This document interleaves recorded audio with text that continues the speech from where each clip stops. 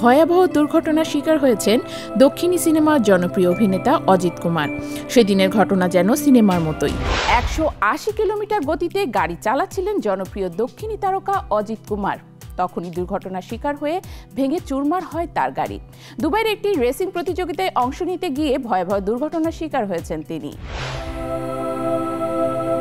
দুবাইয়ের একটি রেসিং প্রতিযোগিতায় অংশ নিতে গিয়ে ভয়াবহ দুর্ঘটনার শিকার হয়েছেন দক্ষিণী সিনেমার জনপ্রিয় অভিনেতা অজিত কুমার। সেদিনের ঘটনা যেন সিনেমার মতোই। 180 কিলোমিটার গতিতে গাড়ি চালাচ্ছিলেন তিনি, কিন্তু হঠাৎই নিয়ন্ত্রণ হারিয়ে গাড়িটি রাস্তার পাশে গিয়ে ধাক্কা খায়। একের পর এক ধাক্কায় গাড়িটি ভেঙে চুরমার হয়ে যায়। তবে অভিনেতার জন্য সুখবর, অজিত কুমার সম্পূর্ণ সুস্থ ও অক্ষত আছেন।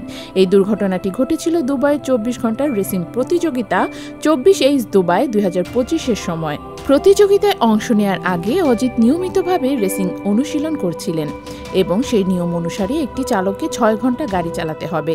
তবে অনুশীলন চলাকালীন সময়ে এই ভয়াবহ দুর্ঘটনাটি ঘটে। ভিডিও ফুটেজে দেখা গেছে কিভাবে ভয়াবহ গতিতে চলা গাড়িটি 7 বার দুর্ঘটনার শিকার হয়। তবে দুর্ঘটনার পর তৎক্ষণাৎ অজিতকে গাড়ি থেকে বের করে হাসপাতালে নেওয়া হয়। তার ম্যানেজার সুরেশ চন্দ্র জানিয়ে দিয়েছেন যে অজিত বর্তমানে সম্পূর্ণ সুস্থ আছেন।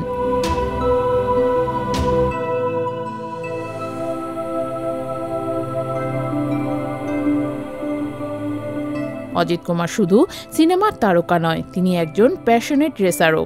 তামিল ইন্ডাস্ট্রির এই অভিনেতা, যিনি তার অনবদ্য অভিনয়ের জন্য নানা পুরস্কারে ভূষিত হয়েছেন।